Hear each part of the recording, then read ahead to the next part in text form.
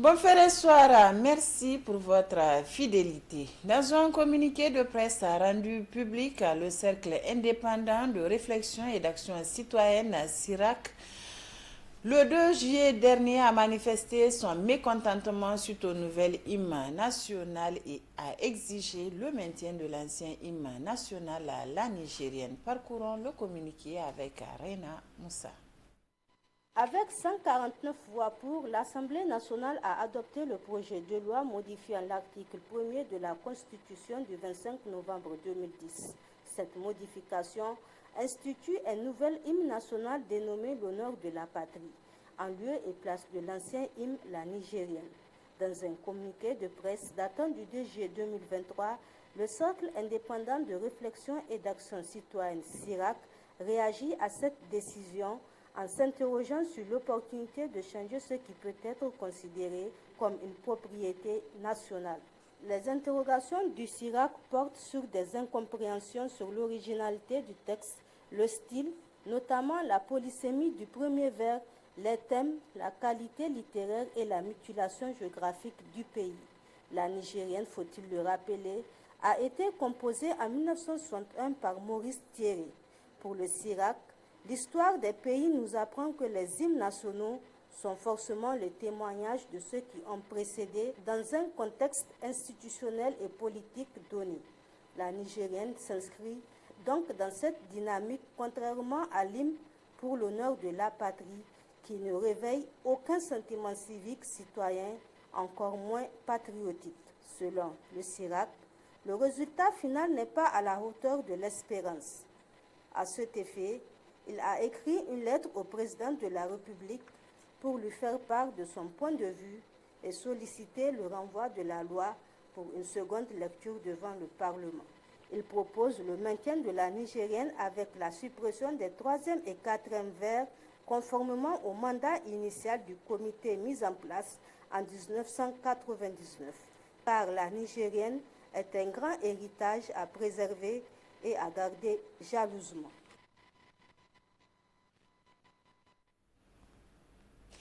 Rencontre ce matin des agents de la Carénie, Sony Bank et des personnes retraitées. Objectif à apporter des éclaircissements par rapport à la bancarisation, surtout de sensibiliser les uns et les autres sur l'importance de la carte pension. Le compte rendu avec Samira Issa Ali Maïga et Ibrahim Ousmane. La présente rencontre qui réunit les personnes retraitées, les agents de la Carénie et les agents de la Sonibank rentre dans le cadre de la bancarisation des pensionnés, mais également faciliter à ceux qui n'ont pas de compte bancaire de se procurer de la carte de pension pour recevoir sa pension et d'effectuer des opérations sur les guêpes automatiques de billets guêpes sur toute l'étendue du territoire national. Aujourd'hui, nous sommes en train de sensibiliser les retraités de Niamey sur la bancarisation. Donc nous sommes ici avec la Carénie, le Trésor, la Sonibank qui est maître d'œuvre pour expliquer les avantages et les inconvénients s'il y en a. Une brève présentation de la Carénie a été faite à l'assistante, suivie des explications du directeur marketing de la Sonibank sur la carte pension. Pour accompagner la Carénie, la Sonibank a pensé à produire une nouvelle carte qu'on a appelée la carte pension. La carte pension, c'est une carte qui permet aux retraités n'ayant pas de compte dans les banques de pouvoir recevoir leur pension mensuellement sur cette carte-là. Et la carte présente beaucoup d'avantages. La carte permet, une fois au niveau du guichet automatique de la Sonibank, de pouvoir consulter son solde, déjà pour voir si la pension est versée. La carte permet d'effectuer des retraits. La carte permet d'effectuer, en plus des transferts d'argent. Plusieurs questions ont été posées auxquelles la Carénie et la Sonibank ont apporté des réponses. Des sensibilisations seront organisées dans les régions afin de vulgariser l'importance de la carte pension. L'Association des blogueurs pour une citoyenneté active à ABCA a organisé ce matin une table ronde à l'hôtel Sahel de Niamey avec les parlementaires. Cette rencontre vise à échanger sur les voies visant à améliorer les textes régissant l'utilisation de l'Internet. Le point avec Youssouf Haïdara et Mamadou Tchouri. Cette table ronde qu'organise l'Association des blogueurs pour une citoyenneté active ABCA avec les parlementaires a pour objet de discuter sur l'utilisation des technologies et l'exercice des droits fondamentaux en ligne, aussi comment améliorer la situation actuelle, c'est-à-dire des textes réglementaires. Pour l'ABCA, cette initiative se justifie par la croissance exceptionnelle du nombre des utilisateurs des services Internet en général et des réseaux sociaux en particulier. C'est un truisme d'affirmer que le numérique occupe une place prépondérante dans notre vie de tous les jours, avec des apports aussi nombreux que variés. Malheureusement, force est de constater qu'il pose de nombreux défis sur le plan organisationnel, surtout avec la croissance fulgurante ces dernières années des médias sociaux. En effet, la tendance universelle dans ce monde surconnecté induit la nécessité d'adopter un statut pour les utilisateurs et les travailleurs du web, et aussi de faire connaître et de vulgariser la charte des médias sociaux au Niger. Notez que tous ces textes que nous venons de citer sont essentiels pour une meilleure gestion du monde de l'Internet, pour lutter contre la cybercriminalité et enfin pour veiller au respect des droits humains. Autour de cette table ronde est présent le Conseil supérieur de la communication CSC aux côtés des parlementaires. Les deux ont salué l'initiative de la BCA et l'ont rassuré de leur disponibilité pour l'accompagner. C'est un secteur qui est en plein développement et c'est un secteur qui implique beaucoup de citoyens et qui ne requiert pratiquement aucune qualification. Nous sommes disposés à vous accompagner, la majorité présidentielle, comme les gens d'ailleurs de l'opposition, qui ont plus intérêt à ce que tout le monde parle et dise ce qu'il veut. Donc profitez de cette occasion pour avancer, pour améliorer la loi, tout en tenant compte de l'intérêt général. J'ai dit que c'est une bonne initiative, cette rencontre, parce que l'ABCA pouvait effectivement, à partir de ce projet de loi qui n'est pas encore adopté, saisir l'occasion pour essayer de chercher à être prise en compte, effectivement, dans cette loi. Puisque le CSC, effectivement, la loi dit qu'il est compétent en matière de régulation des médias électroniques, mais actuellement, il n'y a aucun texte qui permet au CSC de réguler ces médias. Ainsi, le décor de cette table ronde étant planté, les réflexions et échanges seront menés tout au long des 2 journées de travail que durera cette rencontre. Et si ces assises ont été rendues possibles, c'est grâce au soutien de l'USAID et de ICNL. Canal Plus a procédé ce matin au dernier tirage à festival des cadeaux couplé à l'inauguration de la nouvelle boutique du quartier Bobiel de Niamey. 11 nouveaux gagnants ont reçu des lots en totalisant les heureux gagnants à 102. Faisons donc le point avec Oussena Hassoumi et Rabiou Labo. Cette cérémonie a une double importance. D'un côté, elle consacre le 6e et dernier tirage du Festival des cadeaux et de l'autre, l'inauguration de la nouvelle boutique de Bobiel. Une boutique entièrement rénovée pour servir aux abonnés une expérience inédite. Depuis plus d'un mois, au Niger, nous célébrons le Festival des cadeaux. Cette période promotionnelle qui a permis à nos abonnés de non seulement bénéficier des tarifs avantageux, mais aussi à 102 gagnants de bénéficier de divers lots, dont des abonnements à tout canal d'un an, des téléviseurs pour profiter des avantages du meilleur de contenu avec Canal+, des cartes EcoBank avec un crédit de 200 francs et des moutons pour célébrer la fête de Tabaski en toute quiétude. Aujourd'hui, ce tirage marque l'étape finale de la tombola et fera gagner 11 nouveaux gagnants, parmi lesquels l'un aura une télévision écran de 115 pouces, une carte prépayée EcoBank d'1 million de francs CFA et plein d'autres lots. En résumé, pendant 45 jours, c'est un gagnant par jour d'un abonnement à tout canal, un gagnant de moutons par jour, et plusieurs d'entre eux des gagnants de Niamey et de l'intérieur du pays. Dans la zone de Bobiel, à l'image de toutes les belles boutiques africaines. Donc nous sommes réunis aujourd'hui pour vous faire découvrir l'expérience client Canal+, dans cette belle boutique avec tous les outils qui sont à la disposition de nos clients, de nos prospects, de nos abonnés afin de découvrir le meilleur de la télévision. Cette boutique sera un point focal également pour le service client dans la zone, dans la commune, dans le quartier de Bobiel et aussi dans l'ensemble de la ville de Niamey, à l'image des autres boutiques Canal+ Store que vous pouvez découvrir à Niamey et également en région. Toujours engagé aux côtés de Canal+, le chef de division produits de Cobank Niger, en saluant leur partenariat, s'est apaisanti sur leur application mobile qui facilite désormais aux abonnés Canal+ le réabonnement à tout moment. L'avantage qu'on a sur cette application, vous pouvez l'avoir sans autant ne pas être client de Cobank. N'importe qui peut télécharger l'application sur Play Store, sur Apple Store, et automatiquement vous pouvez vous-même vous faire l'auto-enrôlement. Et vous pouvez recharger le compte n'importe où. On a quand même plus de 1100 points express des relais au niveau desquels vous pouvez ravitailler le compte. C'est-à-dire qu'aujourd'hui, vous n'avez plus besoin de vous déplacer pour aller chercher je sais pas, des unités de valeur pour prendre l'abonnement. Si vous avez un compte avec Cobank, à minuit, à n'importe quelle heure, vous pouvez le faire. On a fait le constat et on remercie Canal par rapport à ça.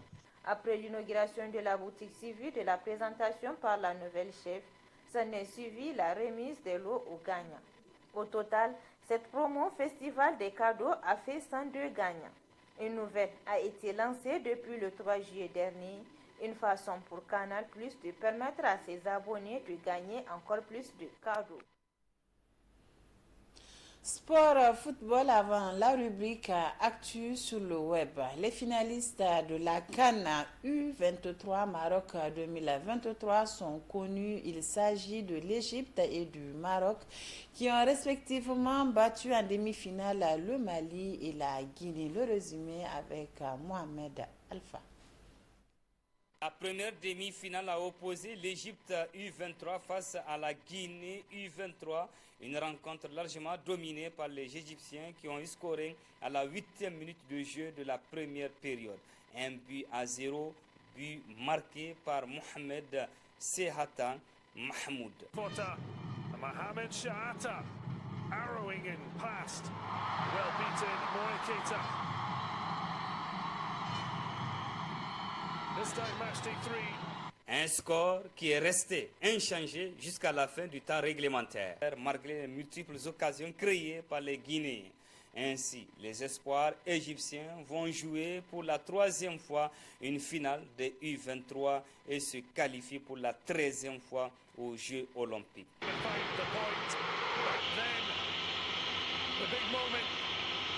La seconde demi-finale a mis aux prises le pays organisateur, le Maroc, face aux Aiglons du Mali. Le match a été fou, plaisant et époustouflant. Les deux formations ont montré du spectacle à la planète du foot. À 2 reprises, le Maroc prend les dessus, mais la ténacité des espoirs maliens a douché les supporters marocains.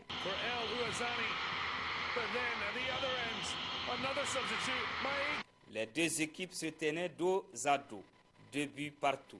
La prolongation n'a pas pu les départager. Il a fallu les séances de tir au but.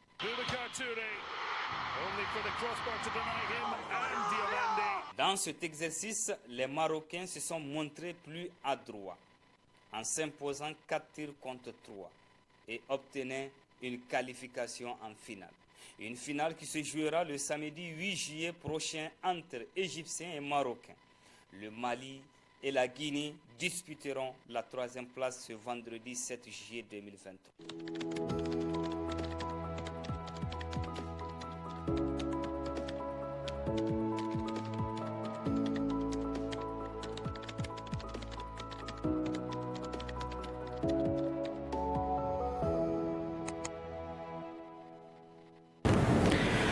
Place à présent à votre rubrique rubrique hebdomadaire de tous les mercredis, Actu sur le web en compagnie de Balima Bourema. Balima, bonsoir.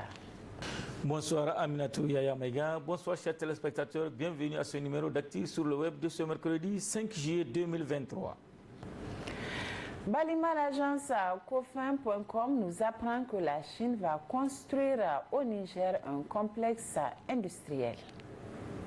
La Chine va construire un parc industriel multisectoriel dans la capitale nigérienne, Niamey, a annoncé l'ambassadeur de la République populaire de Chine au Niger, Jiang Feng, lundi dernier. La construction de ce parc industriel est la concrétisation des résultats du forum d'investissement Chine-Niger qui s'est tenu avec un grand succès le 26 avril 2023 dans la capitale nigérienne sous la présence du Premier ministre chef de gouvernement Oumoudou Mahamadou, a-t-il déclaré à l'issue d'une rencontre avec le président nigérien Mohamed Bazoum. Soulignant que la Chine fait ce qu'il dit et dit ce qu'elle fait, le diplomate a également précisé que le parc industriel couvrira plusieurs domaines dont l'agroalimentaire, l'industrie manufacturière et la transformation des minerais. Le diplomate chinois a par ailleurs indiqué avoir présenté au président Bazoum un bref compte-rendu de la visite qu'il a effectuée récemment à Agadem 2, point de départ du pipeline export Niger-Bénin. Ce oléoduc long de près de 2000 km doit relier le gisement pétrolier d'Agadem dans l'extrême est du Niger au port béninois de Sémé, d'où sera évacué pour la première fois un brut nigérien extrait par la China National Petroleum Corporation. Pendant ce temps, Filippo Grandi, le haut-commissaire des Nations Unies pour les réfugiés, lui salue les efforts du Niger dans l'accueil des réfugiés selon ANP.NE. Nous avons discuté surtout de la situation du déplacement forcé au Niger et dans la région, et c'est ma 5e visite au Niger en tant que haut-commissaire. Nous avons entamé depuis longtemps au Niger un dialogue très constructif à ce sujet et le président de la République nous a fait état de nombreux défis qui se répandent dans la région, surtout dans les pays voisins qui traversent les crises sécuritaires très importantes, notamment le Mali et le Burkina Faso, a déclaré devant la presse Filippo Grandi à l'issue de l'audience qui lui a accordé le président nigérien Mohamed Bazoum. Le haut-commissaire de faire savoir que le Niger héberge à peu près 300 000 réfugiés des pays voisins, à savoir le Mali, le Burkina Faso et le Nigeria, et bien d'autres, et à cause des répercussions de ces crises, le Niger fait face à un problème de déplacement interne qui est plus ou moins les mêmes dimensions et les défis importants. Filippo Grandi dit avoir félicité le Niger parce que, malgré tous ces défis et les autres défis économiques, sociaux et la pression démographique, le Niger continue d'être un pays hospitalier avec des politiques d'accueil qui sont très clairvoyantes, visionnaires et très humanitaires. Aussi, le haut-commissaire dit avoir assuré le président nigérien que l'appui du HCR des Nations Unies et à travers la communauté internationale dans ce domaine va continuer. J'ai reconfirmé la présence du président de la République dans le 2e forum mondial sur les réfugiés qui va se tenir à Genève en décembre prochain, dont le Niger va être un des 6 pays coparrains qui vont convoquer avec le HCR cette réunion. Selon le diplomate onusien, il est très important que le Niger ait cette visibilité et ce rôle pour aussi montrer à d'autres pays que malgré tous les défis, on peut faire les choses de manière basée sur les principes et sur certaines efficacités, a conclu le haut-commissaire des Nations Unies pour les réfugiés HCR. La décision de Macky Sall de ne pas briguer un 3e mandat saluée par Issoufou Mahamadou et Bazoum Mohamed selon NigerFocus.com. Le président nigérien Mohamed Bazoum a salué l'annonce faite ce soir, c'est-à-dire lundi, par le président du Sénégal Macky Sall de ne pas briguer un 3e mandat à la tête du Sénégal, une des plus vieilles démocraties en Afrique francophone et en proie à des violences depuis la condamnation à 2 ans de prison du principal opposant Ousmane Sonko en début du mois dernier. Je formule le vœu que cette décision mûrement réfléchie apaise définitivement le climat politique dans ce pays frère, a écrit Mohamed Bazoum sur son compte Twitter. Pour sa part, l'ancien président de la République du Niger, Issoufou Mahamadou, estime que le président Macky Sall vient de faire preuve d'une grande intelligence politique Ainsi, le Sénégal reste un des porte-flambeaux dont la flamme éclaire notre continent. Dans un message à la nation attendu par les Sénégalais et les observateurs, le président sénégalais a annoncé sa décision de ne pas briguer un troisième mandat à la tête de son pays. Ma décision longuement et mûrement réfléchie est de ne pas être candidat à la prochaine élection prévue le 25 février 2024, même si la Constitution m'en donne le droit, a annoncé ce lundi soir le président Macky Sall. Le Sénégal dépasse ma personne et il est rempli de leaders capables de pousser le pays vers l'émergence, a-t-il ajouté. Macky Sall, à travers cette déclaration, met un terme aux spéculations sur son départ du pouvoir après 2 mandats présidentiels. Début juin, le tribunal de Dakar a condamné le leader de PASTEF, un regroupement de partis politiques et d'organisations de la société civile, à 2 ans de prison pour corruption de la jeunesse dans une affaire qui l'oppose à Adji Sarr, une masseuse qui a accusé Ousmane Sonko de viol. Des violences ont éclaté et ont entraîné la mort d'une vingtaine de personnes et de nombreux blessés, tant policiers que dans les rangs des manifestants. Les violences que Macky Sall a évoquées dans son adresse à la nation. Il les a qualifiées d'insoutenables et d'inexcusables. Selon lui, ces violences ont mis à l'épreuve notre cohésion sociale et l'objectif funeste des instigateurs était clair, s'aimer la terreur et mettre le pays à l'arrêt. Enfin, en Libye, RFI.fr nous apprend que le général Haftar veut aussi sa part dans le pétrole libyen. L'homme fort de l'Est libyen, Khalifa Haftar, a à nouveau appelé à une répartition équitable des recettes pétrolières. Principale source de revenus du pays, elles sont très souvent au cœur des querelles entre camps rivaux à l'Est et à l'Ouest du pays. Mais elles sont gérées par la Compagnie nationale du pétrole et la Banque centrale basée à Tripoli à l'ouest. Dans son allocution à Ar-Jama, près de Benghazi, dans l'est libyen, le maréchal Haftar a invité les autorités de Tripoli à former une haute commission pour mettre en place les dispositions financières d'une gestion équitable des fonds publics et des revenus pétroliers. Il laisse à cette commission un délai de 2 mois pour rendre son travail. En l'absence de réaction, il a prévenu qu'il agirait militairement. Les forces armées seront prêtes à répondre aux instructions le moment venu, a déclaré Khalifa Haftar, menaçant à raison de sa gestion financière le gouvernement de Tripoli dirigé par Abdelhamid Beidat. Ce gouvernement, désigné par l'ONU en février 2021, devait mener le pays aux élections générales en 2022, mais il a échoué. La communauté internationale l'a maintenu en place pour organiser celle espérée avant la fin de cette année, mais les Libyens ne s'entendent toujours pas sur le cadre juridique de ces élections. Il y a 1 an, les divisions ont refait surface et le Parlement, basé à l'Est, a nommé un nouveau gouvernement. Oussama Ahmad, le chef de ce gouvernement parallèle, a menacé le 24 juin dernier de bloquer les exportations d'hydrocarbures, exigeant une saisie des revenus pétroliers gérés par les rivaux dans l'ouest libyen. Balima, merci pour toutes ces informations sur la toile. À la semaine prochaine. Plaisir à Dieu. Merci Aminatou Yaya Maïga, merci chers téléspectateurs et à la semaine prochaine, Inch'Allah.